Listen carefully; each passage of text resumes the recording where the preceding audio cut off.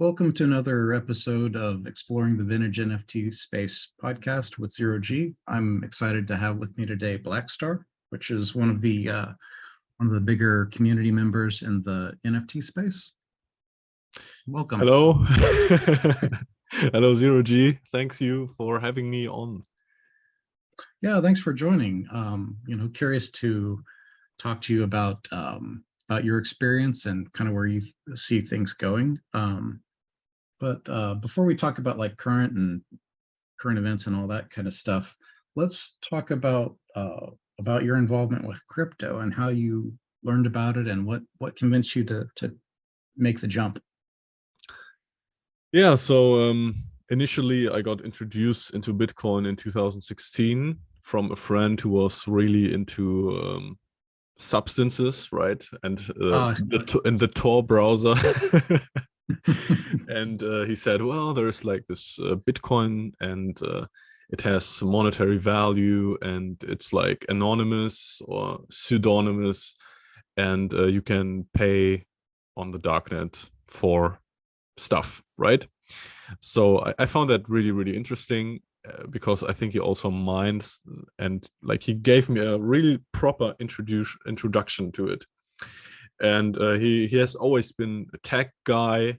When he was like 11, he hacked his VU, like this console, the gaming console, and he was always like at the new stuff. And I looked into it and I bought some in 2016.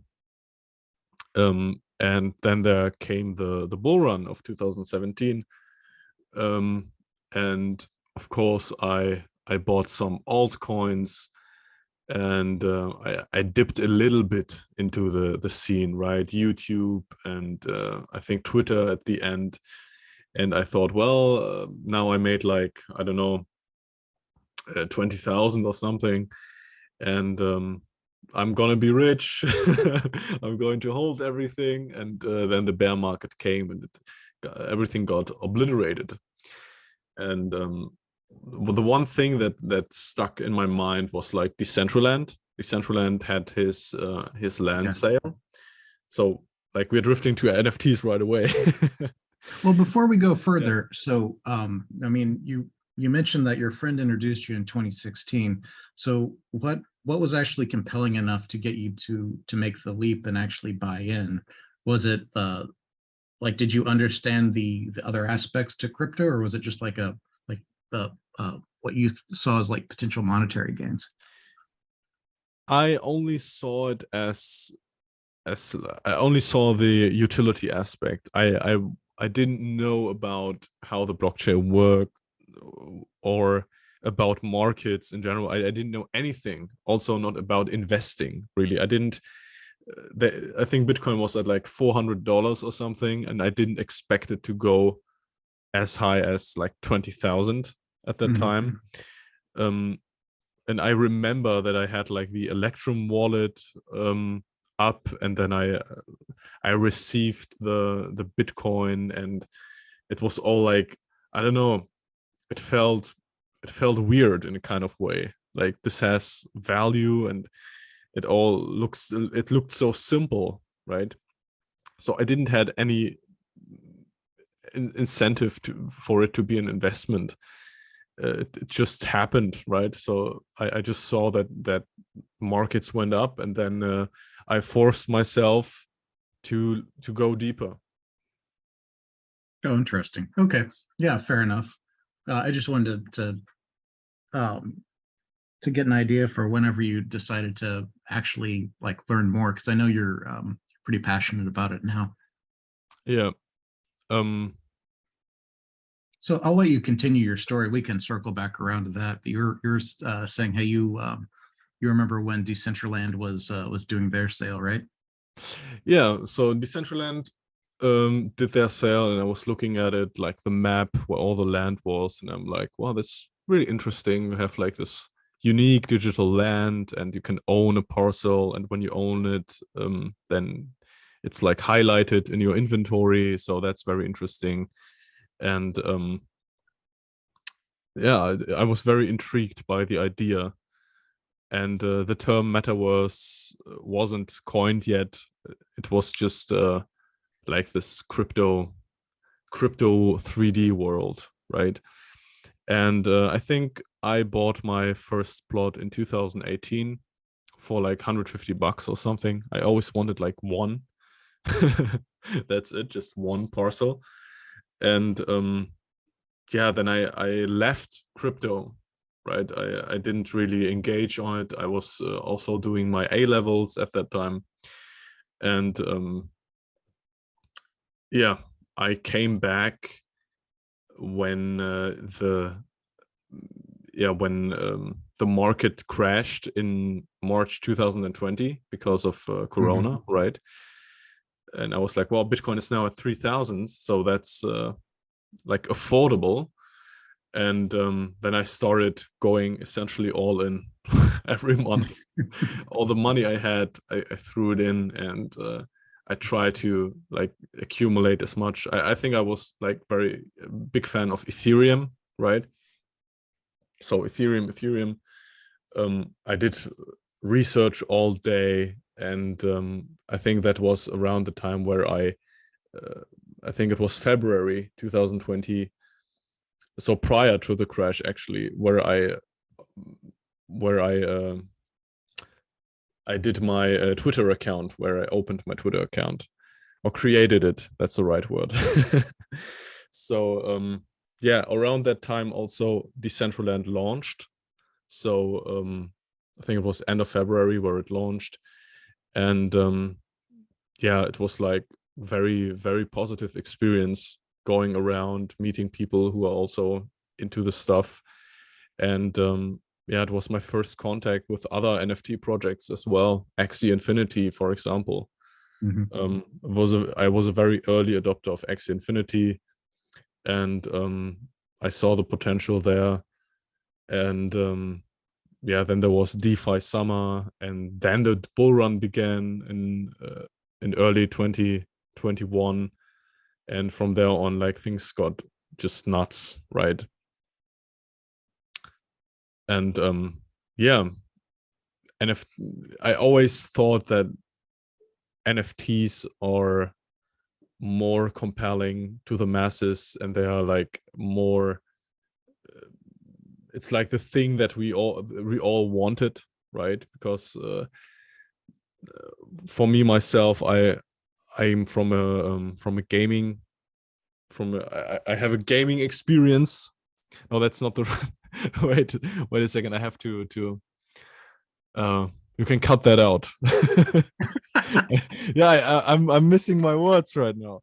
So I come from a gaming from a gamer history kind of perspective where I no, 1 second.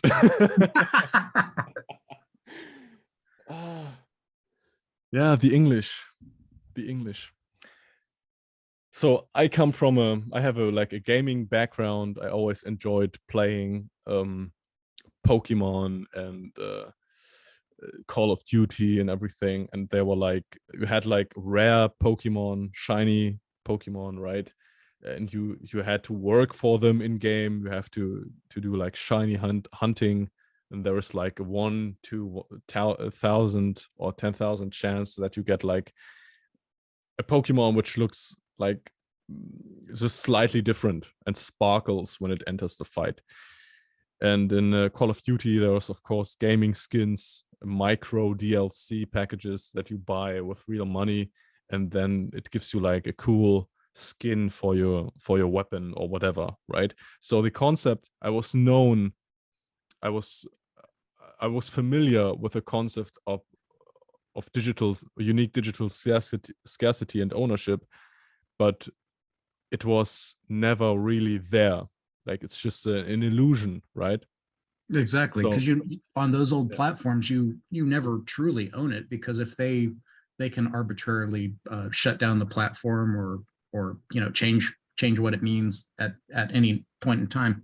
Yes, and so that was always like a major problem for me. I was always reluctant to really value these, and or to buy them, right?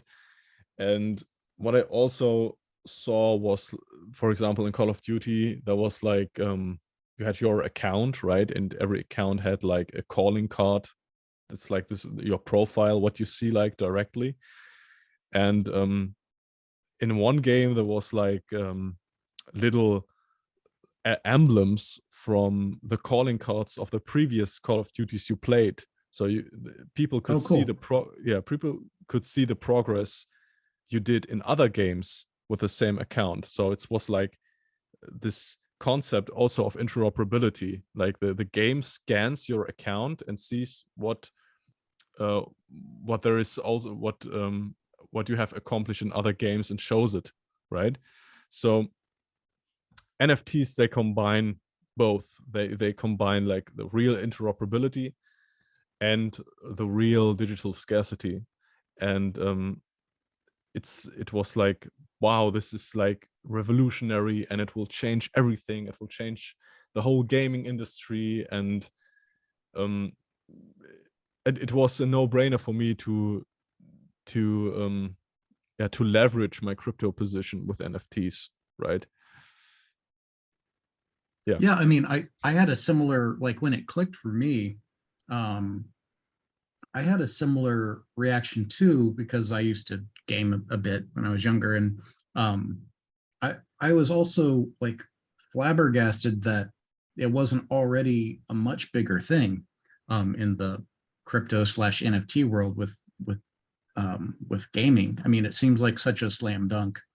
Um, so I don't know. It's I read last year that that for CS:GO, like the market cap for all the skins just for that one game was over $1 billion.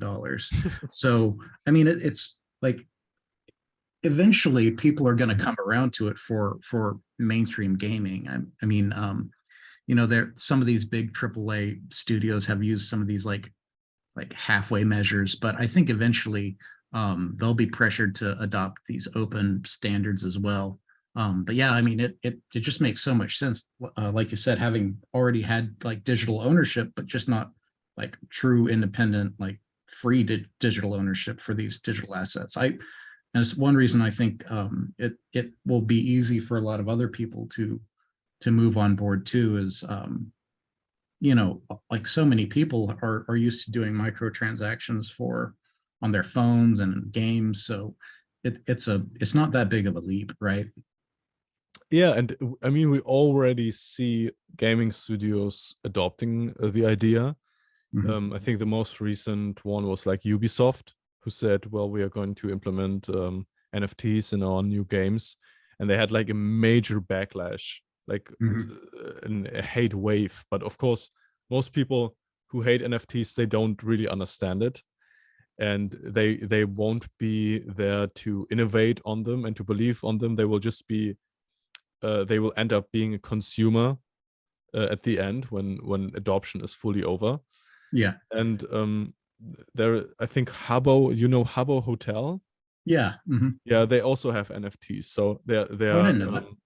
yeah, they want to transition their entire Habbo, like you have like I don't know, skins or Uh-huh. furniture and everything. They will want to transfer them all into NFTs.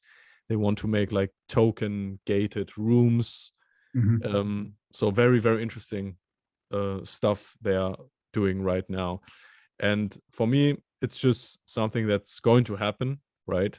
Yeah. It's just, I I mean, yeah.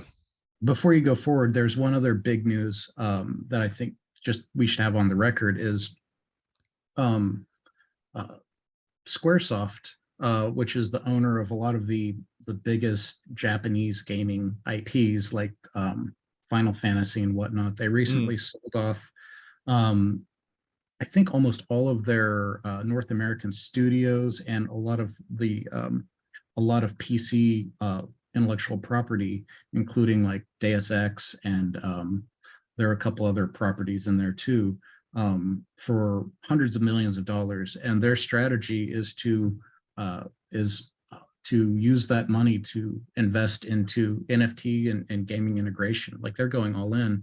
They even made a investment in Zebedee, which is the venture that Mandelduck Christian Moss has for Yeah. Bitcoin Wow. micropayments. So I mean, it's already happening. Like you said, like if you can't see that this is inevitable and going to happen, then you, like you said, you can just adopt it after, like be a late adopter, right? Yeah. You can be just a consumer, right?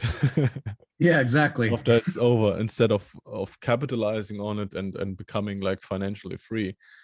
And yeah, I mean, Facebook, right? Meta, they make a rebrand. They integrate NFTs into Facebook, Instagram. Look at Twitter and the NFT PFP integration. Like it's so blatantly obvious. And the thing is, I witnessed like the rise of YouTube and WhatsApp and all these platforms, and I found that I was always the first in my circle, right? Yeah. Who saw it. I was like very one of the very first people who used YouTube, one of the very first people who used WhatsApp. Yeah, I had WhatsApp, and I'm like, well, this is pretty good, very very simple, and like something that everyone should have, right? But nobody used WhatsApp, and I was like, I'm gonna deinstall it. And I think just like a couple of years later, everyone had WhatsApp, right? And now it's like one of the major apps that everyone has, and it's all about texting. And so for me, it's like the next big thing, the next thing that everyone will use is going to be NFTs. NFTs will not only in gaming but also for artists, for content creators, for God's sake, for influencers as well. Yeah. They will all like all these intermediary authorities, right? These platforms that really that get the value from them, that extract the value from them. They will all be left behind, and everyone is just doing their own stuff, right? You don't need like there is like a very big market for fitness programs, right? Yeah. Mhm. And I know I know I knew about a time where people they spent like hundreds of thousands of dollars just to facilitate a platform where you have like your personalized account of your of your training and etc., with a specific code and an email and everything.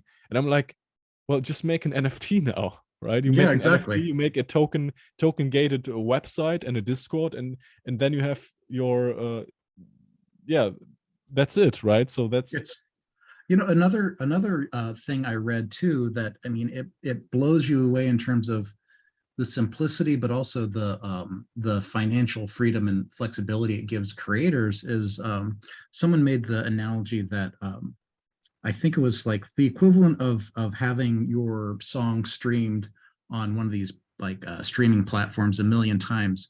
You could make way more than that by just selling like something nominal, like 10 or 25 music NFTs at a nominal price of like $50 or something. I mean, yeah, it like you can make so much. It's so much easier to make significant money at a smaller scale by again removing these intermediary platforms. And I mean, it's a no-brainer. Again, it makes too much sense for it to not win, right?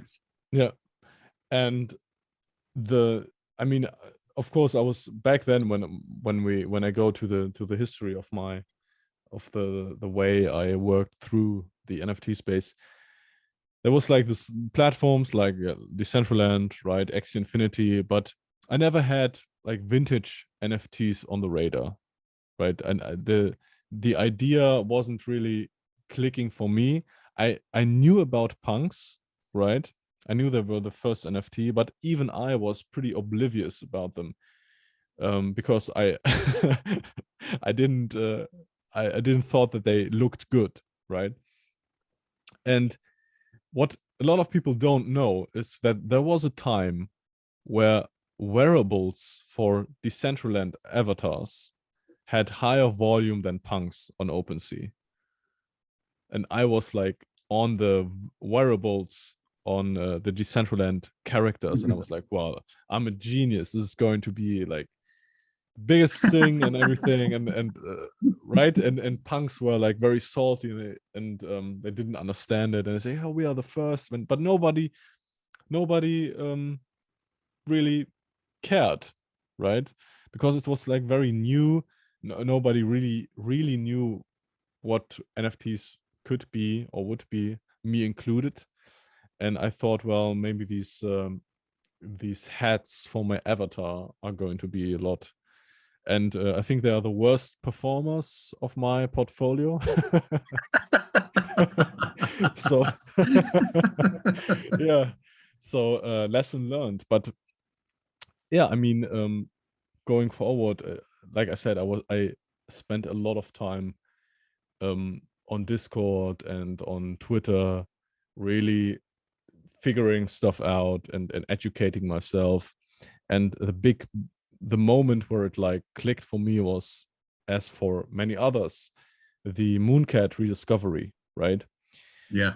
And everyone wanted Mooncats, and I was too late at that time, but I just saw the euphoria and everything, and people like, oh, this is the second NFT, and like punks already had like a very high market cap.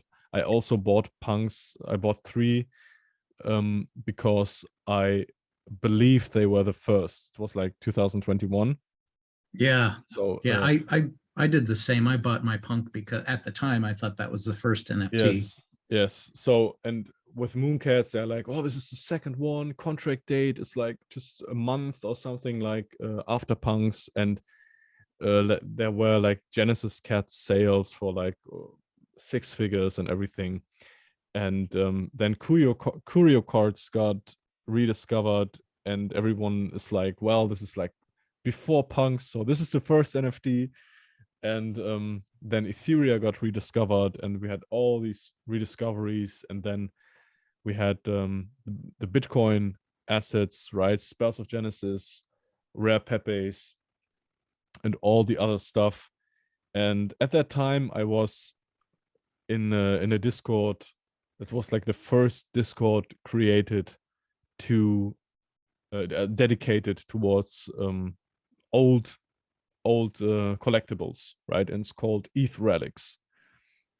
And ETH Relics was, I think the creators, they also did a marketplace for Ethereum 1.1 version, and I think also for the 1.2 version before Cyrus got active and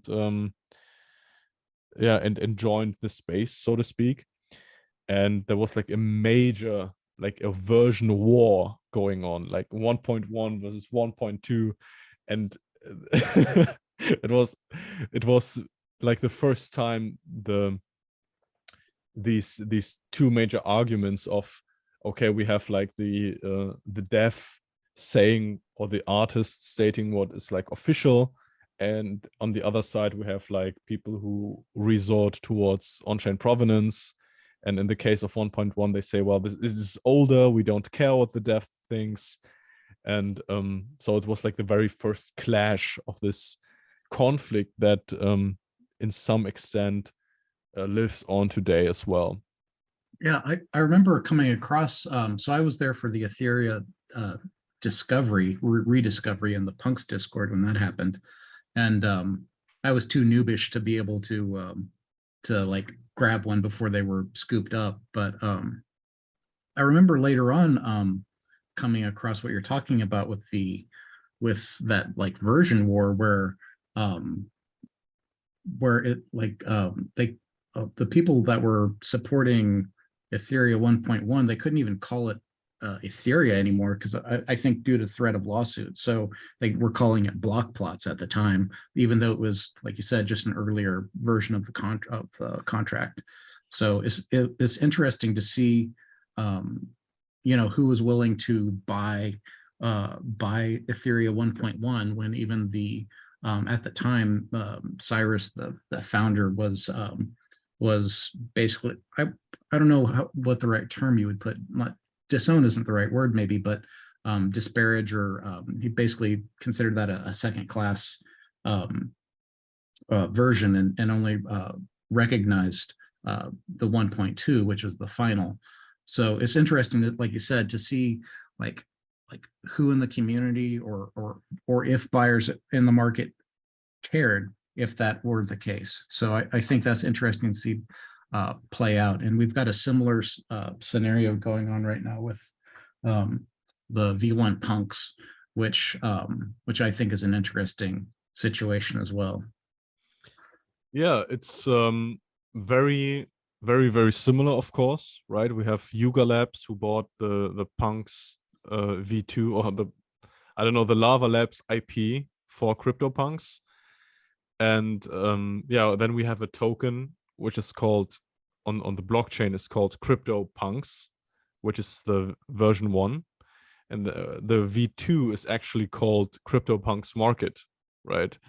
So that's very interesting, because they cannot delete it, right? They cannot do anything about it, and you cannot force someone to value something higher just because you said so, Or lower, right? in their case, exactly. Yes. And yeah, V1 punks, they I think it was this year when they really took off, because like people, it was the same in this, I was in the same situation where I couldn't afford Ethereum 1.2, right?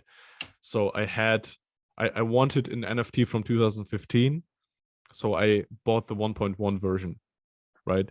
And it's the same with people who buy a V1 punks.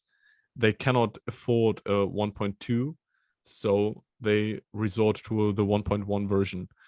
I don't think that the majority thinks that way. I think there are also people who say, well, it's on chain, it's older, it's most likely scarcer, so over the long run it might appreciate more, or has higher upside than the version 2 punks. And of course that's completely understandable. And there are also people who try to not gatekeep, but they try right, from both sides, try to yeah, to put the other version down. I think this version war in some way is not like, hasn't really matured into a peaceful coexistence, but I think over time people will gravitate towards the on-chain provenance and not what people say, because that's like, it's not the ethos of the crypto and NFT market, right? Exactly. I the way I see it playing out is or the way I interpret it is, we have these pre-Web3 legal structures that people are trying to enforce and use to influence, like an environment that I think long term won't matter. So or it, at least in any meaningful sense, I can't imagine where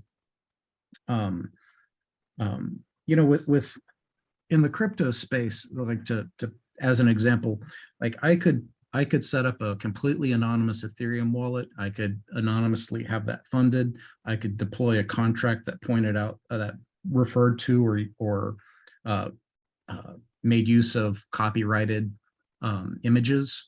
And if I never interact with that address or that contract again, there's nothing that anyone can do. Yuga Labs can't like take down Ethereum in order to delist that contract, or purge the contract. It's immutable. It's a and I think in a similar sense, it's like Yuga's is in a position where I think they'd be better off to CC0 punks, because while on paper they own the copyright, um, enforcing that in an environment where you can anonymously like utilize those assets without any meaningful recourse if you're careful enough, I think it's a losing proposition. And I think ultimately the better move would be by adopting CC0, it would allow we would see more derivatives that ultimately creates more value to the original.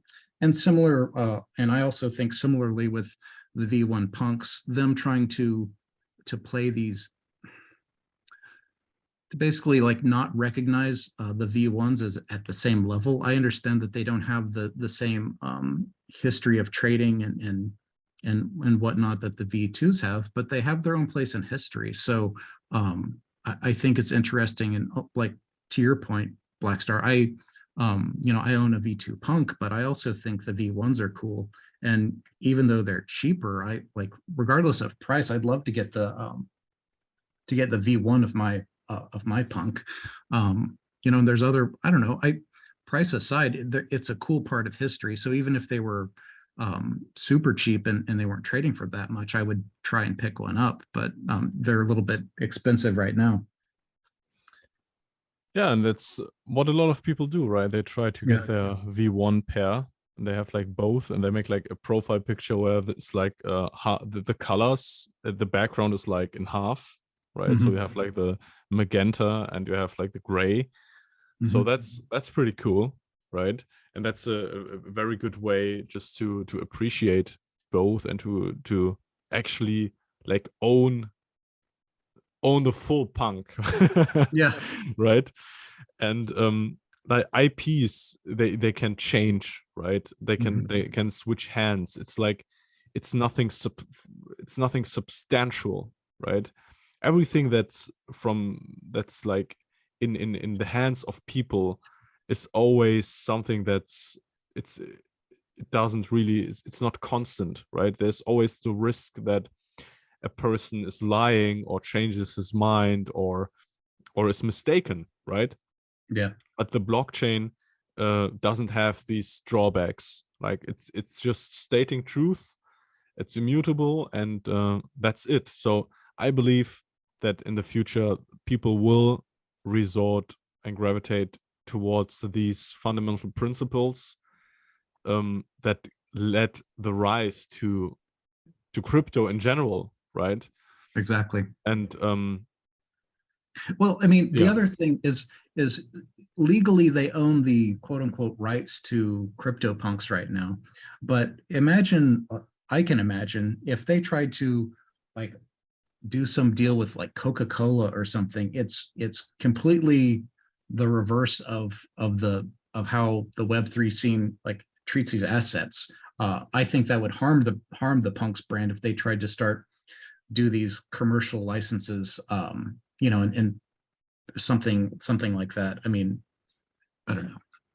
yeah, it's I mean, we saw that, right, with the Tiffany Yeah. the Tiffany necklaces, and in my opinion, it's like just extracting value, right? Yeah. If you own a punk, you can go to a jeweler, or you go online and look for someone who can make it for a lot cheaper, right? But Mm-hmm. then it's about flexing and brands, right? So the most superficial consumerism, materialism, and like all these values that are really not like they're not the fundamental things. They shouldn't be the fundamental things of this innovative technology that's still very Exactly. early, right? They don't get it. It's the exact opposite of how like Tiffany's Yes, is trying to play that is like us, like we don't care at all about the Tiffany's brand, but like the punk to us is way more valuable than the color of the box and the brand of the jewelry store that makes it, right? I mean, yeah, like exactly. yeah. And it's interesting to see that the majority of the NFT space is dominated by people who are very superficial, who have very short attention span, who yeah, it looks to be that they just they look at the floor price of a project, and then they draw the conclusion that it's a blue chip, right? And not a yeah, yeah, and not a coordinated pump and dump. um so it's very very interesting to see, and it's sad to see that so many people fall for it when they could instead resort to proven thesis Yeah. that in the collector's world, right? So the when you have like the thesis that the oldest stuff and the scarcest stuff is always rare, and rare means valuable, and and and important yeah. stuff as well. I mean, and let me just fill in a little bit of context for the listeners, and then I'll let you like expand on that. Like in 2021 and even into 2022, we've seen a huge number of these brand new NFT projects that are essentially pump and dumps. And one of the example that comes to the top of my mind is like Azuki, where the founders of that project had we now know rugged other previous projects that they made, and they created this project out of nothing. And the floor on that, I think, got over 10 or 20 at one point. So the amount of people that and the amount of money that it takes to keep these to keep coming into these to sustain that floor price is incredible. And there's nothing backing it other than like this artificial hype. There's so many people that I know have lost tons of ETH on all of these random like PFP and random projects where, like, again, you could have used that same 10 or 20 ETH to buy something super cool, like and old and scarce, that is going to always be significant, instead of just like go straight to zero, you know. Yeah, it's did you hear the sound that from my laptop, or was it? No, I did not. Oh, okay, so I thought that you could hear it, but apparently not. So that's good. You can cut this one out. But I want to elaborate on the Azuki stuff. Yeah, the funny thing is, I actually tweeted about. I don't know if I tweeted about it or I said it in the Discord, that Azuki is coordinated, and that the people behind it, they had like they trained actually with other projects before to orchestrate the pump and dump. So they have like the metrics of or how is this conceived by the people, what's the percentage of real buys and everything. And I think one day later they said, yeah, we pumped and dumped like Funks and two other projects, and I mean the floor price of one Azuki was at I think 30 ETH when ETH was when ETH was at 3,500, so it was like 100K per Azuki. And I'm like, how, why, right? and people and people they had Azukis, right, but they didn't wanted to sell them. And like, oh, this is like, oh, blah blah blah. They always try to justify it somehow. And I'm like, well, you can see on chain, on Etherscan, on OpenSea, you can see the wash trades going back and forth, and the newly refunded wallets, Anon wallets, with 300 ETH loaded, buying stuff and then sending it to the other one, selling it. It's so fascinating how oblivious people are about like the true nature of most of these supposed blue chips, right? Yeah, you know, and another thing, like I didn't know that you put that out there. I just remember watching from the sidelines, and I saw some influencers start to tweet and try and hype it up. And, you know, as an outsider, I was amazed that because I saw it when like the floor price was like 1 or 2 ETH at the time. I was like, I watched it get up to over 5 ETH, and I was like, there's nothing behind this. It makes you suspicious of anyone you see pumping a project. There's so many people that are getting paid behind the scenes in ways that like we don't know. Like you've got to be super circumspect of any, especially new projects. I remember you mentioned the Funks. I remember that they had a coordinated like Twitter campaign for Funks too. And back then, the floor for Funks temporarily was over 1 ETH a piece. I mean, again, there's some sophisticated operations going on. Anyway, so go ahead.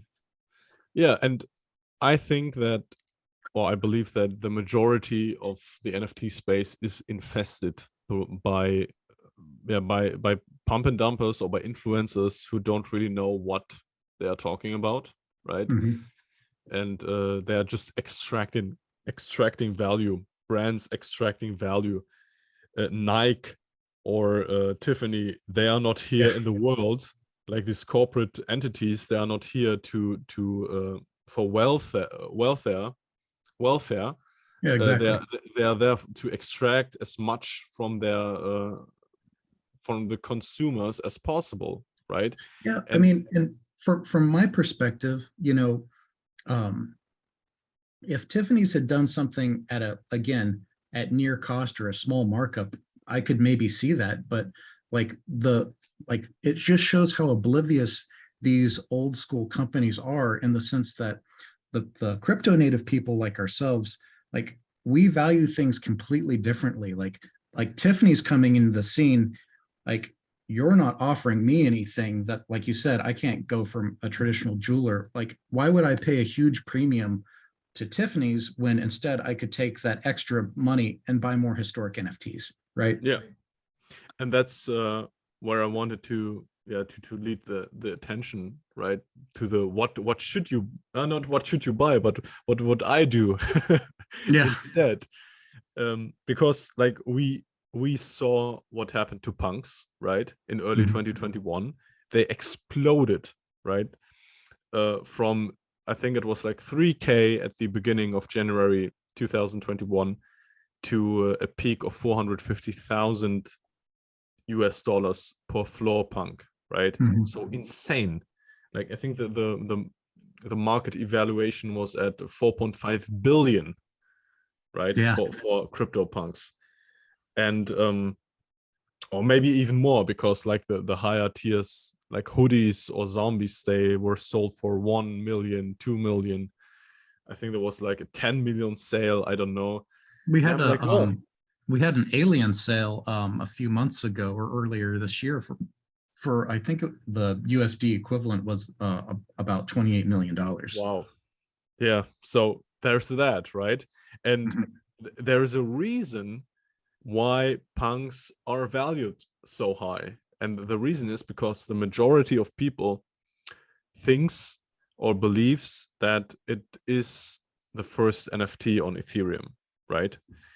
And the success, the financial success of punks, they really they confirmed the thesis that the collector's mind also applies to digital stuff, right?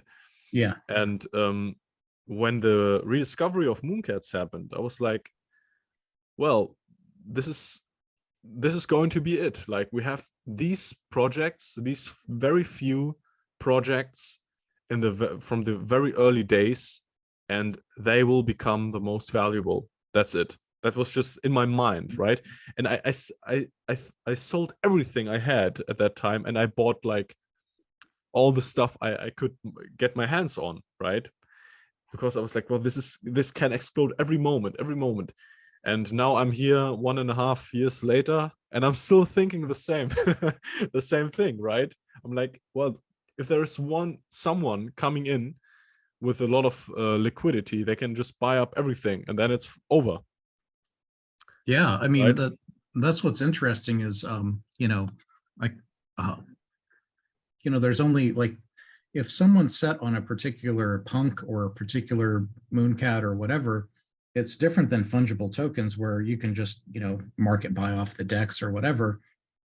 If you want that particular one and it's already sold, or the person's not willing to sell, then there's no price that, you know, it's a completely different type of market.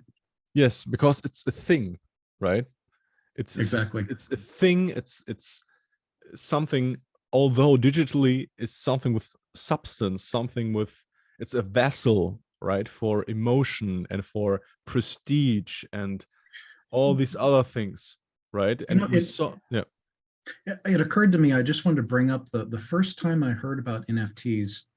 Um, it wasn't, they didn't use that term. I remember reading on this article. It was either on like Cointelegraph or CoinDesk or something like that. But I read this article, and there was this project called like Neuro, which with a three instead of like a E or something. But it Mm. was this, and I went to their webpage, and I wanted to buy one.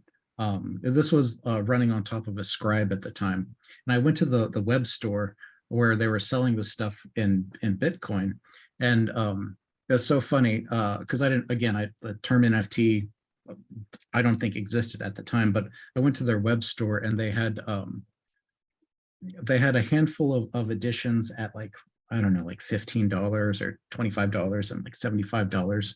All of those were sold out, and the only ones that were left were like, I don't know, something like $9,000 and $13,000, and Bitcoin at the time was like $600. So I was like, oh well, I guess I'm gonna nope out on that. But I totally would have loved to have one of those, but I wasn't gonna pay like, I didn't have $10,000, but it's funny how the space has evolved from early on having, that was an example of real art to this focus on, like you said, these pump and dumps with these coordinated teams. Yeah, and it's also very interesting to see that how the narrative how the narrative changes over time. Because Mhm. back in, I remembered crypto kitties, right? I saw like a Yeah. very small documentary from Vice about crypto kitties, and there was like an auction, a real life auction, and there was one kitty that sold for 100,000 to Mike Novogratz, right? Mhm. And uh, like crypto kitties was the thing, right? It was like the current thing. It was like the narrative of that time. Yeah. And when the ERC 721 standard was implemented in March 2018, everyone rushed and made their crypto kitty clone homage thingy where you can breed stuff, and Yeah. it like hundreds of projects, right? And when you told these people, well, what about CryptoPunks? They are the first one, and uh, they and give the same arguments that we are giving now, yeah, they would say, but you cannot breed them and blah blah blah, right? Yeah. and now it's and now the narrative, it changed, right? In early 2021, after the Beeple sale, it was all about art, right? Buy my art and art blocks and this and that, right? uh, Art was flourishing, and after that it was all about digital identity, PFPs, and the whole gaming aspect, right? That CryptoKitties said was gone, right? There was like Axie Infinity, who is still active, who is still innovating to this day, but Axie Infinity is like not even in the focus of the majority of people in the NFT Mhm. space. They are all into Yuga Labs, Bored Apes, and they create this echo chamber of self-serving um, Well, confirmation bias. I think the other thing about the Yuga properties that I mean, strictly from a market perspective, is that they have a lot of members and potential buyers that are focused on upcoming um, features and delivery, where they're essentially, like, by having that as part of their narrative, it's actually creating to me, like a risk to the project, where if Yuga ever stumbles and let's say that their metaverse thing bombs or is terrible or what have you, then theoretically that would undermine the value of those projects, because they're tying in that value to the future projects, right? Instead of, Yeah, like you're saying, the value for a lot of the stuff that you focus on is doesn't change. right. It really is a very conditional. It's a very conditional investment, right? You have to make a lot of assumptions um, for your investment thesis to play out in the Yuga world, right? It's always it's always a risk to bet your money on a centralized authority, right?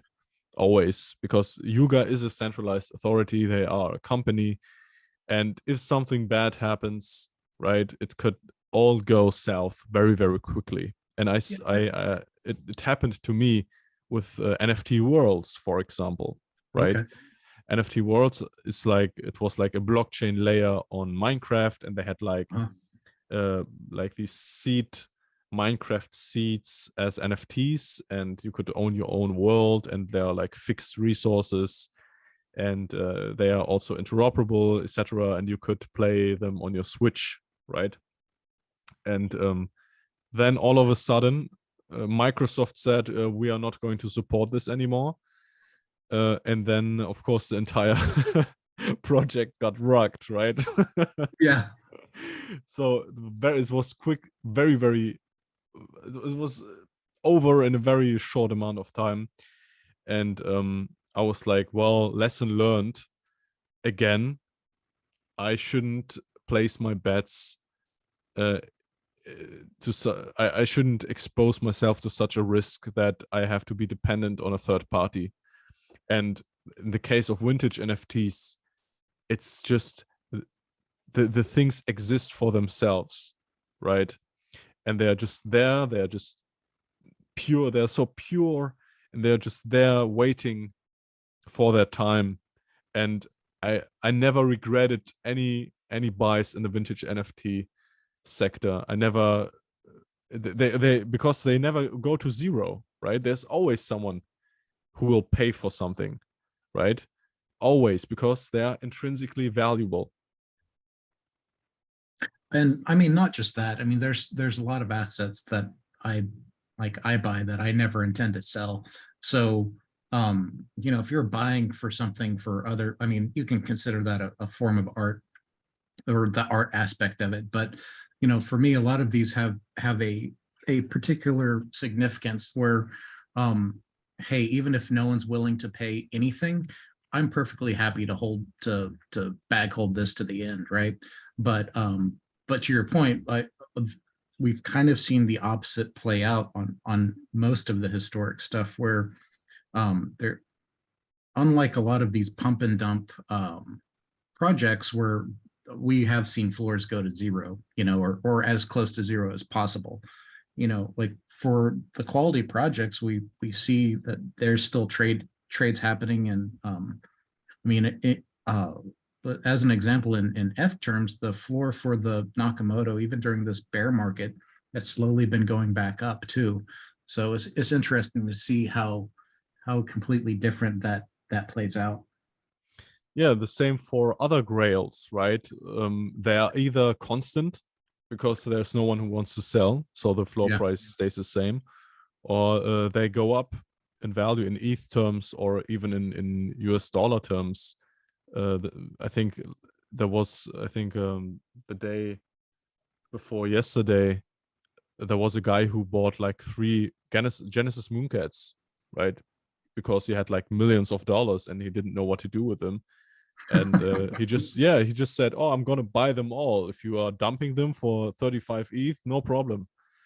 And I just told a alpha group with ultra rich guys about Mooncats, and don't be surprised if they all get bought up, right? Yeah. And this is like a scenario that I anticipated for so long, that people just come in and just buy all the grails that we consider so far from our reach, right? In some cases. So That's kind of yeah, something I've been dreading, though, to be honest. I see a similar future, but I've been trying to acquire as many of the grails that I can before I see this play out. I mean, that's too bad, because I wanted to get a Genesis cat too. yeah, I mean, I think there are some sellers, right? But I think they don't go under 50,000. So I bought mine before the big crash for 20 ETH, so that was lucky. I managed to get into the pool who bought like all the Genesis Mooncats from it was like a pool, liquidity pool or something. and you could buy them out. So I was fortunate enough to do that, but I'm not going to sell them, right? There's no way I'm going to sell them ever.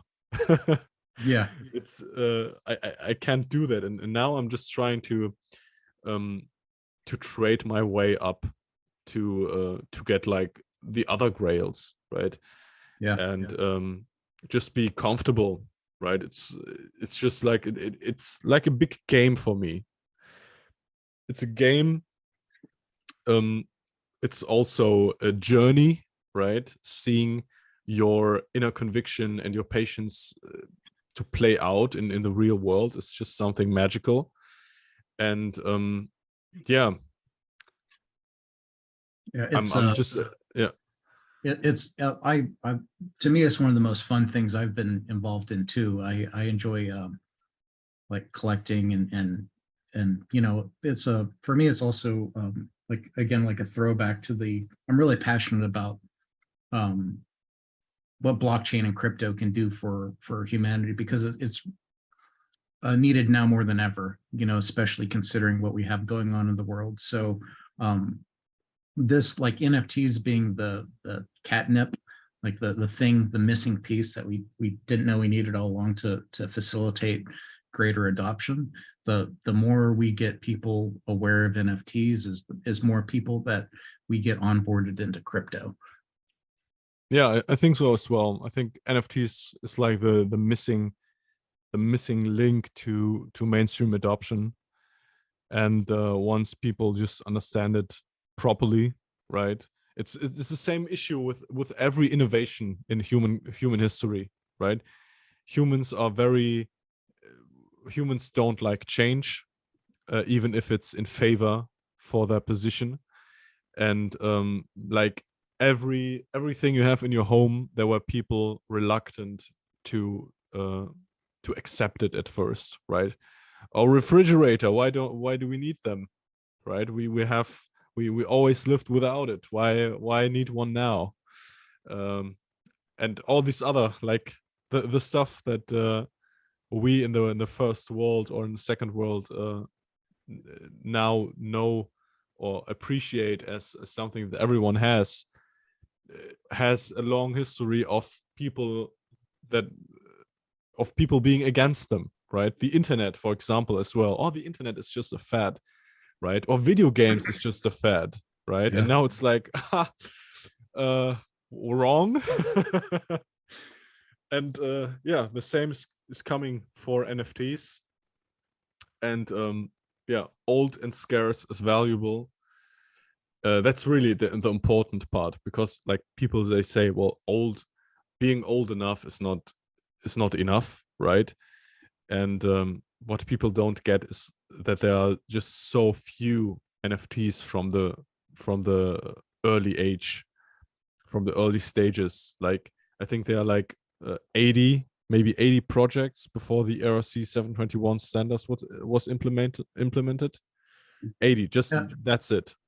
That visualization that I think White Rabbit puts out, I think is him, that is basically kind of like a um, like a cone opening up outwards to the right. There's just like you said, so few pre ERC 721. It's really amazing that you can afford to get any of the legit ones still. I mean, to me, Yeah, of course. It's like I said, it's just a matter of time. The people will eventually rush into it. I expect that they will be new market participants, because the ones that are here, they are always like, it's very unlikely that these leading influencers will switch to the narrative, because they have like so many wrong assumptions about them, yeah, because the vintage space has been tainted a lot, right? And accused a lot of being fraudulent by yeah, some actors, right? So I think it's just a matter of education and bringing people, new market participants in. And yeah, I think in 3 years we won't have these conversations anymore about version wars, or about different blockchains being superior to others, or thinking that or this is illegitimate, or I think we will find like a proper rational balance between everything. And now it's just a time to sit back and enjoy, and to build also, right, to make podcasts, to educate the people. And yeah, I have my own things going, right, with NFT Relics, trying to provide a place where everyone can educate himself, use the Explorer for prices for XCP assets, live sales bot, right? I make a little bit of advertisement here. So Well, yeah, yeah. we can talk about I just want to say, like, I'm trying to participate in increasing the awareness and education too. However, like, kind of gritting my teeth too, because I want to keep accumulating more before more people jump in, and I'm kind of like kicking myself in the foot as I'm doing that, you know. So Yeah, it is a two-edged sword, right? it is, yeah. You have on the one side, you want to bring people in and to get it and to grow the space, and on the other side, you want to be silent about it, right? Yeah. And get like, okay, I want one of these Grail SOGs, or I want just 50 more Mooncats, right? Or like, yeah, that's the way I think. I'm just like, I just need the curio cards. I need like a set of them, and then I need like a Vocla and a JPGA, and I always have like this internal list of things that I want to own. And it's very, I live in a very contradictory, I'm in a contradictory situation where I can't decide between, or let's just market the shit out of it, right? Because I could make videos, and I planned doing videos about NFT relics, and about like, for example, the oldest, what are the rarest NFTs, right? Or the top 10 rarest NFTs, or all this stuff, right? And I know how to do it, and I'm always reluctant. Always, I'm like, I can't, not now, right? Why now? It's yeah. So that's the situation, right? The struggle is real, right? The struggle is real. Well, let's talk about ETH Relics. So when did you decide to spin up that Discord? Yeah, so ETH Relics was like the first Discord, Mhm. and I became mod there because I was like, hey, this is really like, this is the next big thing, vintage NFTs, so on and so forth. And eventually the devs, they stopped participating, right? So in, I think it was October last year, I decided to create NFT Relics, which is more inclusive. Mhm. And it's like, okay, I'm really, I want to be the place, the go-to place where people educate themselves and engage in with the community, right? And try to find like-minded people. And yeah, it's almost 1 year ago, and yeah, it has been a ride, right? Yeah, yeah. There's the right now the vintage NFT space is still really tiny, so there's very few places where people chat online, and NFT Relics is, like you said, one of those places where people come and kind of talk about multiple projects instead of just being confined to a single Yes, project yes, server. exactly. That's what I also intended, because all the projects and the people who collect them, they were all divided, right, in their uh, in their own projects, Mhm. and own servers, I mean. And I saw it as a problem, because they all have the same value propositions, they all have the same belief. So it only made sense for me to make it like one, to unite it in some kind of way, and to make it like one force that holds the same string, right?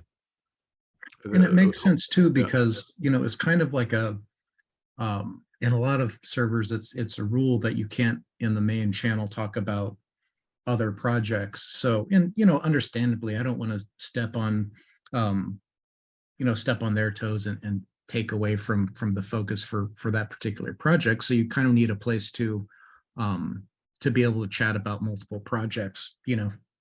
Yeah, and I mean, I keep it really raw, right? So people, they can come in and they can say, well, I like this one, but I don't like the other one.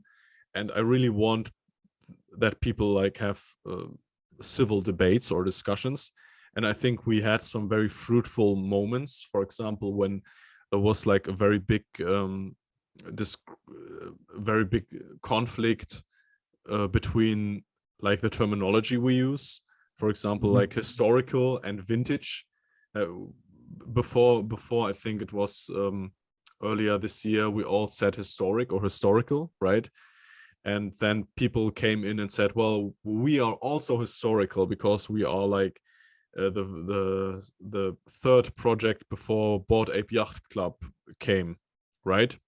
Yeah. So people just adopted the term and used it and capitalized on it. And then I was like, well, we need some kind of distinction between historical, which is like in the making right now. It's like a continuous process, and stuff that is like cut off into periods, right? Yeah. Or into technical innovations. And what we found is the most compelling point is like the ERC 721 standard, which allowed everyone with a few clicks to make their own NFT or NFT project. And 99.9998% of all NFTs today, they exist because of they use the ERC 721 standard.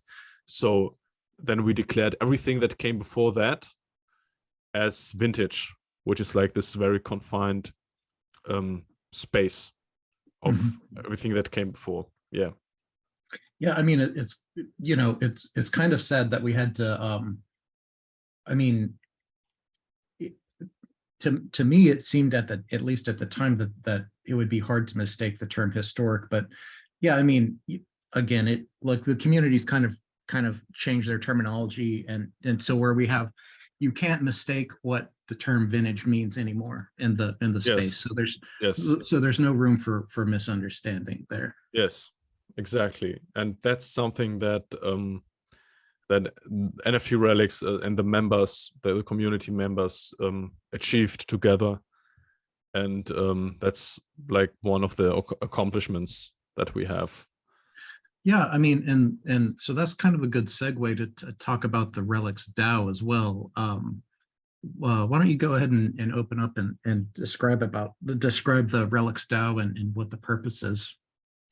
Okay, so there was a guy who joined the NFT Relics Discord months ago. His name is Goatish Duck, or Daniel Bernstein. I think it's okay to mention him here because he has also other podcasts. He was interviewed by Jake Gallen a couple of weeks ago, so I think it's okay.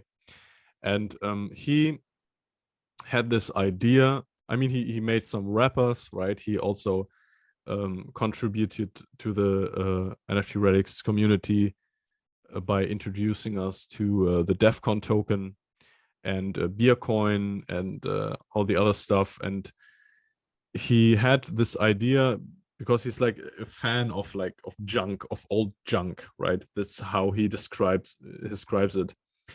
And he found the first shitcoin ever created on Ethereum, and the name of this shitcoin is called Mistcoin, which is funny because Mist in German means actually shit, right? No, does it? No way. Yes. So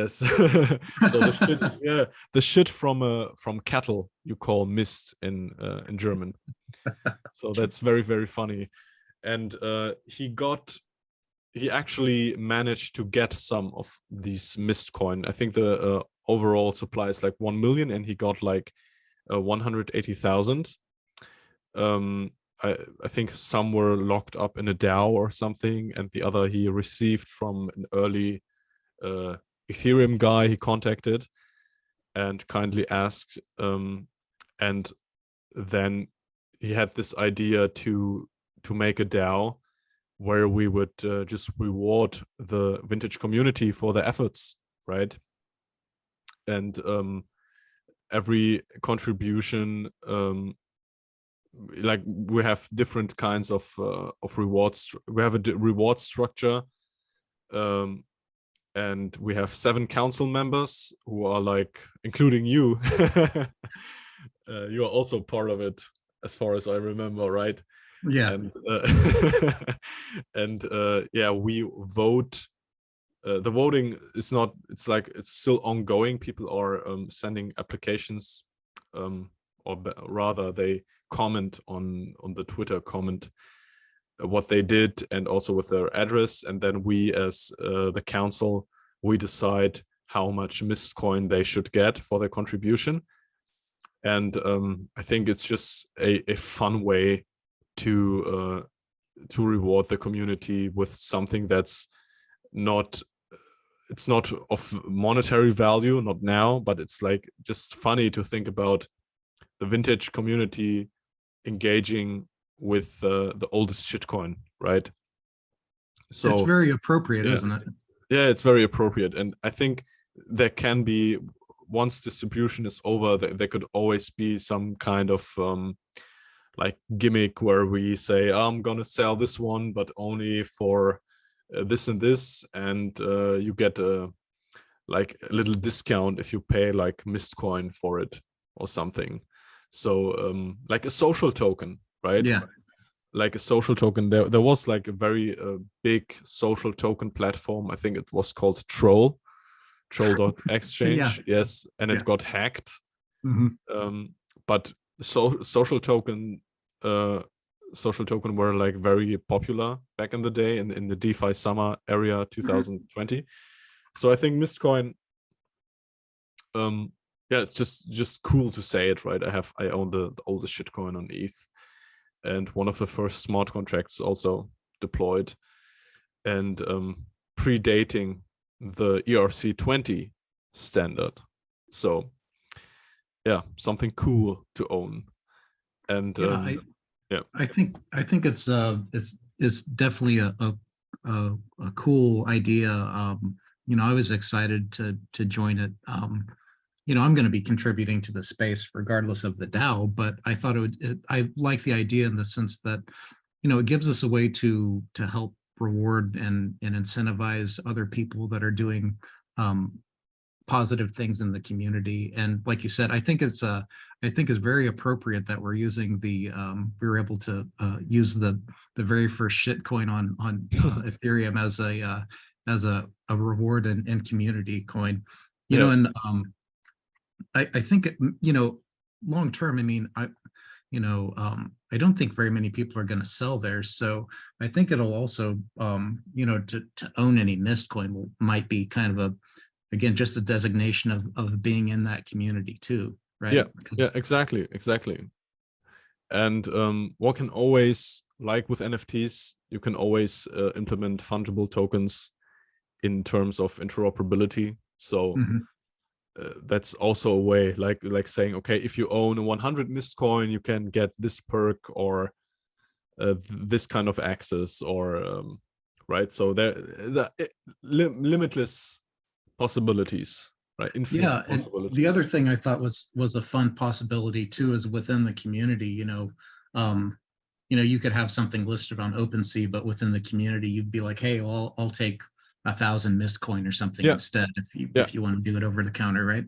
Yeah, and I also think that once the first distribution round happened, that people will actually like get a little bit more serious and try to compete maybe in the community engagement and build stuff, create stuff, because we have just very few people who really do something, right? We have a lot of people who talk, we have a lot of people who buy, but we don't have a lot of people who actually do stuff, right? And I think that's the most valuable thing, that you actually do something. And yeah, I think that it's just yeah, something cool, and we don't know where it's heading, right? We can always adjust the projectile, and yeah, I'm just looking forward to it. Yeah, I mean, the other thing I think is really interesting and fortuitous is the fact that it's launching. We're kicking this off during this like kind of bear market we're in.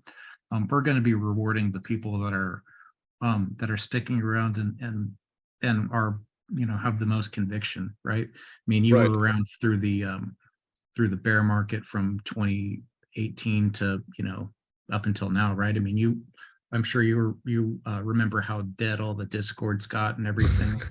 Yeah, everyone Yes. just walked away, right? I mean, it dried up. Yes. Yeah, I mean, now it's, I mean, I don't believe in a traditional kind of bear market where it's like winter silent and there is no one, right? I think we will always have some kind of activity, and I think it won't get any more it won't get any more silent than that what we have now, which is essentially just the hardcore community, Yeah, right? And we which know that, yeah. I agree. I mean, you know, I'm like you were saying about there not being like the stuff not going to zero. I agree. I mean, I still have a IRL job, and you know, I'm hustling as hard as I can to be able to keep acquiring during this bear market, because I see that you know, like we discussed earlier, eventually we're going to get to a point where a lot of this stuff is just unobtainable, and I want Yeah. to have as cool of a collection as possible. You know, I've been going pretty Yeah. hard on Pepe's and all sorts of fun stuff. But yeah, I mean, you know, the you know, all of the like really big, um, the most important pieces I think are going to be complete, like way unattainable for normal people. So it's just a matter of time. Yeah, I think it's just a patience game right now, right? Yeah. Just accumulation and being patient. I mean, if Bitcoin goes up to 30K, um the window will be closed a little bit more, right? So it Mhm. will get, in either way, it will get harder and harder. And yeah. I guess the other thing too, that's a different dynamic with these uh, vintage NFTs, is you have hardcore collectors like myself. Like almost everything I buy, I don't intend to sell unless I think the security of the networks are going to be broken. So I'm evaporating supply on already thin markets, right? Like Yeah. you look at some of these relics where, you know, you like, for example, you'll have like 100 or 300 circulating supply, and any one time there's only what, like 5 or 10 for sale. You know, like there is, that's such a thin market where, you know, as the available supply dries up, there's going to be, like you were saying with that guy that bought the Genesis cats, the market can't absorb any real money, right? Um, without just getting completely disorderly, right? So I don't know. Um, it's a unique opportunity for people that are really passionate about it, I think. Yeah, and I also think that it's the best, probably the best financial opportunity you have right now in the whole world, to be honest. You know, you're probably, I would probably agree. You know, there's some stuff that I could buy that I think is going to do better, but I've been more focused on just building my collection. But there's some stuff that I think is even within the vintage space will outperform, that I think would be a pretty easy slam dunk to sell in the future. You know, Yeah. yeah, it's definitely fun. Um, you know, one thing I want to touch on in our recordings, and I know we talked a little bit offline, is, you know, we're you know, we have a lot of fun and games uh, in the NFT community, but one thing I think I see more in the vintage space is you see more people that have been around crypto for a while and are starting to appreciate, and more of the newer people are starting to appreciate the benefits.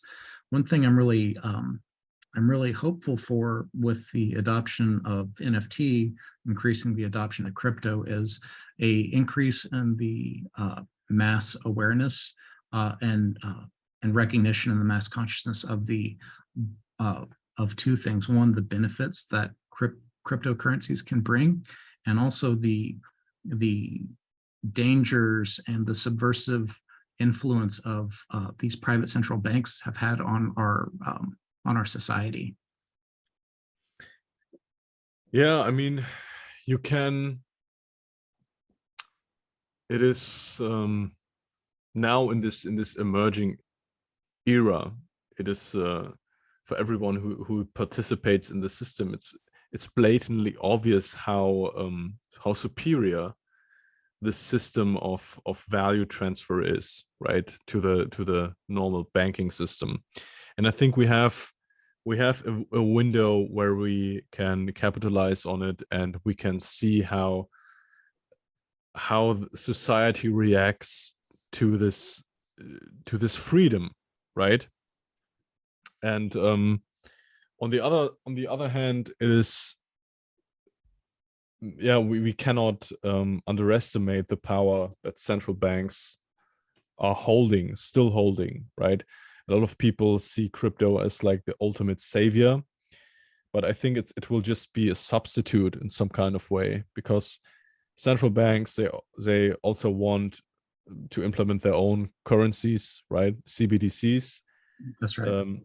And they won't ignore blockchain, and they probably won't fight it. They will just utilize it. They will just kind of take it over, and then we won't have central banks, but the powers behind the central banks will still be there in a new coding, so to speak, right? Yeah. So yeah, I mean, that's I have the similar concern is that the way I look at it is that it's very important for us to increase adoption as fast as possible, because there's a tremendous amount of central banks that are on record as moving towards developing CBDCs and the rollout of CBDCs are one of the most potentially ominous technologies and disruptive forces for the negative on freedom and economies. One thing that people are for the most part ignoring is that we have in these traditional economies like the second layer banking system, right, where we have these banks that lend out and everything. Well, if you move to a CBDC like fully, as some of these banks are imagining, there's no, like, it does away with all of these smaller independent banks, or independent in air quotes, right? So like everything goes directly through the central bank, and these central banks are privately owned too. They're not being operated for our benefit, right? So yeah. it's very dangerous. Where they're trying to push that. My other hope is that with people interacting and learning about crypto, is that humanity is going to demand some changes, and one of them is we have in these Western governments, we have zero financial transparency. So again, like right now, it's I think a detriment that Bitcoin doesn't have true fungibility and is fully traceable. But I think it's not just reasonable, but I think it's imperative that we demand that level of transparency of our government. I think it's ridiculous that we have these black budgets and like unaccountable governments with like the ability to print and tax like in these weird political ways too. I'm hoping that we can see some of this change in the future. Yeah, I mean, you can blockchain is, it's not only like for the financial realm, right? You could implement the transparency of the blockchain into other organs of the system, right? Exactly. For example, elections, right? I know. Yeah. So where's the problem of, I mean, if we live in a democracy, then there shouldn't be a problem to verify the votes, right? Yeah. Through the blockchain, and like you could make it, you could make it semi transparent, so you don't see, um you don't have to see the name of the person, right? But just that there, yeah, It there could exposes be, the yes, it exposes the hypocrisy that they're a lot of these governments don't want true transparency and actual like provably fair systems, right? yes, because that's what they count on. They count on trust, right? So Mhm. that people actually trust that voting works the way it is presented, and that the government is working the way it's presented, and everything they do is, because you don't, you never really see when they do it, right? So when they pass a law, they, okay, there is an announcement that this law has been passed, but you never see the process of the law getting actually like made, right? You don't know who is involved, and everything else, and all these processes are like gate kept, right? If you want some information, you can send an email to the, I don't know, to the German Bundesregierung, right? And then they will give you some links or something, but you will never have like true insight. Yeah, Never it's true. Yeah. the lack of transparency is something that is super corrosive and toxic to government. I mean, there's a one example that came out, and like kind of going back to finance and crypto, is it was exposed through Freedom of Information Act requests that the Western central banks coordinated in order to intervene in the gold market and manipulate the price of gold in order to help prop up the dollar, as an example. I mean, that's stuff that is there's so many other things that are um, would be illegal in the country's own laws or unconstitutional that governments are able to get away with due to secrecy and lack of transparency. And Yeah. we're seeing citizens suffer due to these governments acting like you said. It's a matter of trust, and I think that what we've been seeing over the past, gosh, it's been like what, 10 years, 20 years, we're slowly seeing the veneer of legitimacy being stripped away from governments, and we're seeing that any trust that has been given to them has been misplaced. Yeah, I think we are at the edge of a great transformation, right? A societal transformation, especially in the West. I mean, I'm from Germany, right? And things are not looking so great for the average guy, right? We have staggering inflation and energy prices skyrocketing, and all those social problems as well. One could argue that they are also not naturally formed, but like imposed onto the population. And yeah, it all, in my opinion, it will converge into an entirely new system, and I think cryptocurrency will play a major role. Yeah, I agree, and that's one of the reasons I think it's so imperative to increase the awareness of one, of cryptocurrency, but also these of the lack of legitimacy and the malfeasance on behalf of these governments. We have like tremendous problems in the U.S. as well, where you know, we're spending, or I shouldn't say we, the government is spending over $800 billion a year for defense, air quotes, right?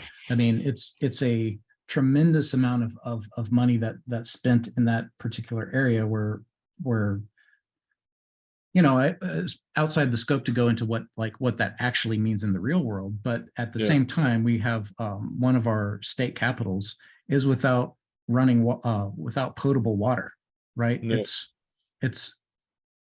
It's extraordinary you know, like how we're seeing these governments play out, right? So Yes. and again, a lot of this type of these shenanigans wouldn't be possible if they didn't have the the fiat currency and the central banks to facilitate this. Yeah. So Is I it? would hope that in this transition we're going to see uh, or we'll see some governments forced to adopt um, you know, an open crypto system where they won't be able to hide essentially. Yeah. Yeah. Except if they use Monero, right? Yeah, I mean, Monero is like the stuff that I mean that actually works, right? I know. Yeah. And It's interesting. I saw as part of the recent news, I think it was it Russia or Iran or both? They've announced that they're willing to do commodity purchases via crypto in order to yeah, in order to facilitate trade. Interesting. What was the state that's running out of water? California?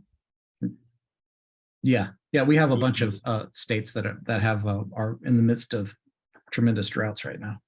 Yeah, I mean, it really looks like the West is going to collapse very soon. And yeah, but I'm thankful that I positioned myself in a way that I'm unbothered really.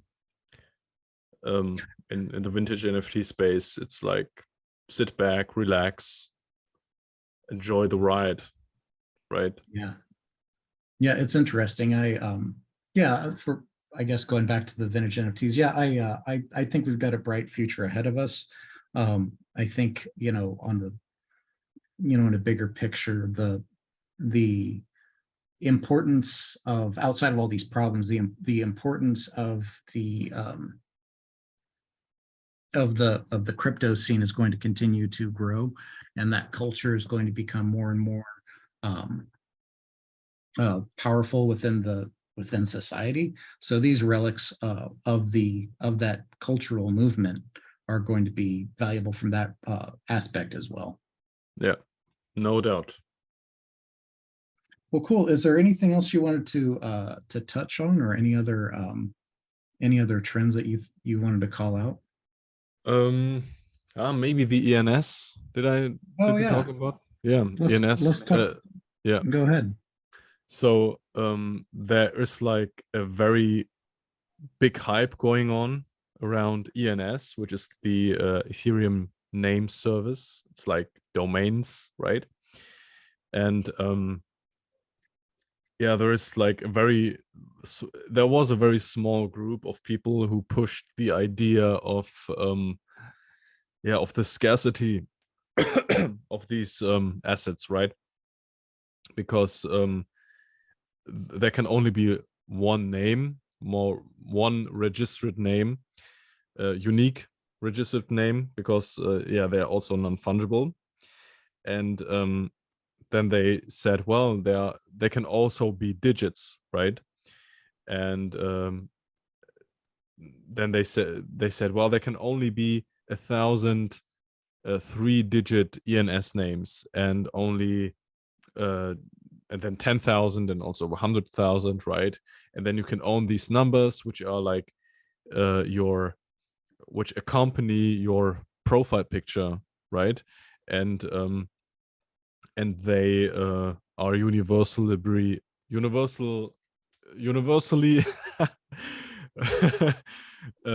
yeah, they're universally recognized and everything, and it's very easy to just say, oh, my, instead of my ETH address, it's 123.eth, right?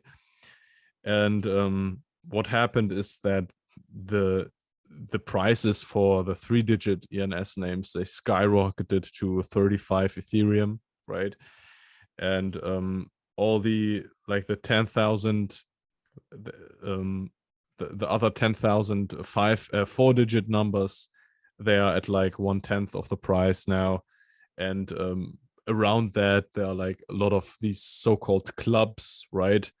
There's a 3-letter club and the 3-letter palindrome club and the Arabic letter club, and like you have like all these branches, almost like derivatives, and everyone is pushing um their own idea, or their own yeah, not brand, but just, yeah, their own collective, right? And I you can draw a lot of analogies to the vintage NFT space, because the ENS market, or the ENS domains, they are scarce, in the sense that are scarce in the protocol of ENS, right? There can always be another name service, and there can always be another blockchain with a different name service, right? So they are in this case not as comparable to vintage NFTs,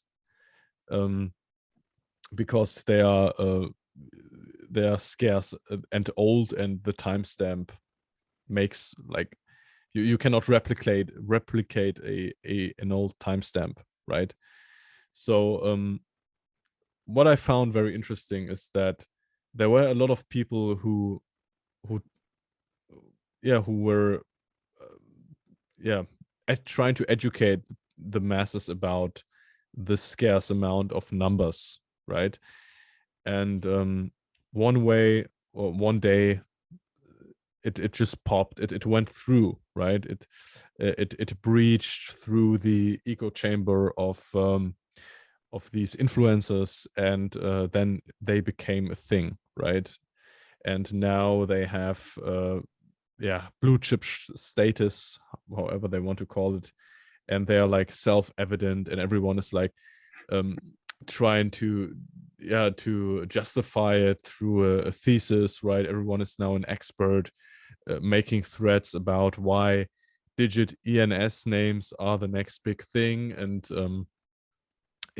so this is very interesting, right? Because it needs to get to a certain level, the price. I think it's just about price, right? The price just needs to get to a certain level, so that the masses start to accept them, right? To accept the thesis, and to think that it is true. And there are a lot of people who made like long lists of NFTs that will appreciate over time. And I saw some people who made like similar lists, and then added those digits, right? Yeah. So yeah, Sure. so it's just about floor price, and it's the same circle, really, right? And we saw a little bit of that with rare pepes, Uh-huh. where like this influencer called Farouk talked about it, which is like, I think he's a notorious pump and dumper. Okay. And he talked about rare pepes and so on and so forth. So slowly it gets to the vintage stuff, and then of course everyone, when the train is already over, right? And Well, people buy for high prices. yeah, they dump on their head. Yeah, and so it is. I expect the same amount of like yeah I mean, rush Blackstar, towards. Yeah. yeah, I mean, that's a great analogy. I mean, if you love the scarcity of ENS like numbers, you're going to love the scarcity of 2011 domains, or Ethereum tiles, or something that actually is I don't know, old and relevant. I mean, it's funny. It's like it's, well, you know, I've kind of watched from the sidelines with the number ENS thing, and it's kind of like almost like they've, I don't know, it looks like the community is hyping itself up, and I don't know if there's going to be enough money continuing to come in for this to be relevant. I mean, who knows? Like, markets are irrational, right? But Yeah, I know at these prices, I would much rather buy something else personally. Not to say that, hey, again, if you guys love like digits on ENS, that's cool. Like, more power to yeah, you. But I just don't see, like, when I look at like 5 years in the future, like, what would be cooler, owning you know, owning like 8492.f, or, you know, owning like a bunch of cool rare Pepes or Ethereal, or like a really cool um .bit domain name. I mean, to me, it's there's no, or like even SOG cards. There's a million super cool things I would rather have ahead of that, just as a personal preference. yeah. I mean, I had this discussion with Theo Goodman, who was Mhm. like a rare Pepe scientist, who's a very OG, Yeah. and I met him in Frankfurt earlier this year, and we talked. It was like bubbling up in the Mhm. ENS realm, and he was like people don't get that domains always target the end user, right? There's Yeah. going to be one person or one entity that buys this domain to never to sell it again, right? Yeah. And no corporation, no one wants to be referred to a number instead of a proper name, right? Exactly. And it's just like a an yeah, a self-inflated narrative, a very very niche self-inflated narrative, and yeah, it's just funny to see because the same principles of like the market discovering it and partially understanding it, um, this will probably happen with the vintage NFT space as well at some point, where people say these are the oldest stuff and they're only this amount and they will never be created anymore, and it's like the most obvious play. Yeah, but I think I need to dye my hair for that in blue or something and make some videos. Well, it's funny because essentially we're like, you know, ENS names have utility, right? Yes. But to me, scarcity does not necessarily equal value. And like you were Yes. saying, you know, like I registered my own ENS name for, you know, not very much back in the day, just because that's my handle I was using online. So why not, right? But Yes. like, would I have paid 10F to register that name? No, I would have chosen something else, right? So I don't know. I mean, again, I was on one of those calls where they were talking about it, and these guys are just, they're pumping it up, and they're like, I don't know, it's like an echo chamber where they're like, oh yeah, like human.eth, or like human123.eth, that'll be worth 100 eth. Hold on, boys. Guys, come on. You know, I mean, Yes. Yeah. I don't know. It's fun. Like, uh I'm not a speculator in the ENS stuff, like I said, other than what I bought for myself. So I don't know.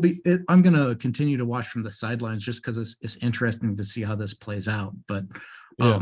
and again, I do think that some names are going to be extraordinarily valuable. I just think that, like you're bringing up these numbers and some of this other stuff, I don't know. Yeah, I but but it's about, you have your PFP, right, and it has also number between 1 and 10,000, and then you have like the ENS from your PFP, and then you're like, right, you have the corresponding number of your profile. Like, it's hilariously funny, really. I cannot believe that Twitter is still a free platform. Really, yeah, it's so funny. it is funny. Again, it's just I don't know, it's wild. It again, it almost reminds me of that Azuki thing where, they, they just hype it up, keep pumping. And Yeah, I yeah, just hope that, hey, this will be a lesson to, if this does blow up or pop, this will be a market lesson for some of these people getting caught up in the hype. I Yeah. mean, hey, if you want to buy a digit ENS, for speculation, that's really dangerous territory. If you're buying it because you love 3872.eth, then hey, go for it. Yeah. And it's like the most funny thing is like you see like a big sale of an ENS, and there are like people registering like, I don't know, like human XYZ, or like some derivative, right? And they say, Yeah. oh, if this sells for 10 ETH, then this can go for 1 ETH, right? So it's Oh just, yeah. yeah, But that was my favorite though, is being on one of those calls where they're like, yeah, I've got like bro 42. Like, what's that going to be worth? Oh, dude, hold on to that. That's going to be worth XYZ. And yeah, it's, oh man, yeah, it's, I mean, it's really funny to see what the next current thing is, right? yeah, I know, right? The next narrative, something they bite onto and then try to rationalize, right? Hype up. It's I mean, really, yeah. fair play to these guys. I'm sure they've made a ton more money on this stuff than I Yes. can ever imagine. Yes. I have only been buying and pretty much accumulating. So Yeah. It is so remarkable. It's yeah. remarkable how these people like to analyze these dynamics. It's just, it's so interesting to see, right? Yeah, And like you said, I expect that this like, to me it feels like a fad that'll pop, and they won't go to zero, but there's a like, what's different with especially the 3-letter or 3-character ENS is that there's a significant carrying cost to those. yes, So yeah, like, I guess with the 4-character and longer, it's almost nominal, but I mean, I don't know.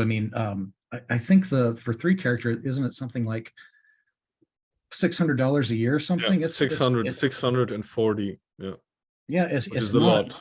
Yeah, exactly. So I don't know. I could Yeah, almost even see them see some of the hype lords like buying those just to prevent the collapse of the 4 characters too. You know what I mean? yeah, So yeah. It is, but yeah, yeah. You don't have any income from that ENS name. You yeah. only have like you only have to yeah, you have only an expense, right? It's Well, only, it's strictly like you said. If corporations aren't going to buy them, because again, I can't see a corporation wanting to flex having, 4, 5, 6 .eth, right? So if you're not selling to corporations, which I think is part of that narrative, then you're only trading amongst each other, and even individuals. I don't think that owning a 3-digit is like a 3 numeral is impressive. Maybe in the future that will be, but there's significant carrying costs. So essentially it's greater fool theory for now. yeah. I think I see a point with short names, Yeah. right? So 3-letter ENS make much more sense. There are a lot of companies who have like 3 letters. Yeah, like the ticker symbol, stuff like Yes, that. yes. So that makes sense. And I think I saw like ENG.ETH for like 0.2 ETH, Mhm. right? Which is very, I think I bought XCP.ETH for Oh, like, no way. That's a cool yeah, one. yeah, 0.2 or something for Mhm. like nothing, right? Yeah. And I think these have much more potential and much more actual utility, because you don't want to be just a barcode, right? Yeah. Is your identity just a picture of a monkey and in a number, right? Mhm. Yeah. Like the maximum, it's like the maximum dehumanization, right? Oh, Well, the other I thing am too, 291. Well, the other thing that's funny about that narrative too is they're kind of ignoring that there's more than one 10K collection. So like number 8547, like, is that referring to an ape, a punk, or a penguin, or whatever, collection? That it doesn't, like, I can't look at that and know that it means anything, right? Yeah, yeah. I mean, you have to get the correspondent PFP, and then you're the only one who has the correspondent ENS to his PFP, and yeah, I don't know. Maybe we are wrong, right? Yeah, I Maybe we mean, are wrong in this regard. I hey, I just mean, think it's if funny. if I'm wrong, then I'm not going to be upset. Like you said, it's to me, it's amusing. Again, I'm not going to risk any capital trying to make a play there. I'd rather just Yeah, keep accumulating the stuff that to me is like I'm passionate about, and I think is yeah, going to be way bigger in the future. true. Well, All cool. right. Well, yeah, I think we've got a pretty good conversation there. One last Yeah. chance. If there's anything else you wanted to toss in there, are you good? I'm good. I think I covered it all. Great. Well, thanks for joining me today. It's been fun. Thank you, Zero G. It was a pleasure. And yeah, I see you in the next one, hopefully.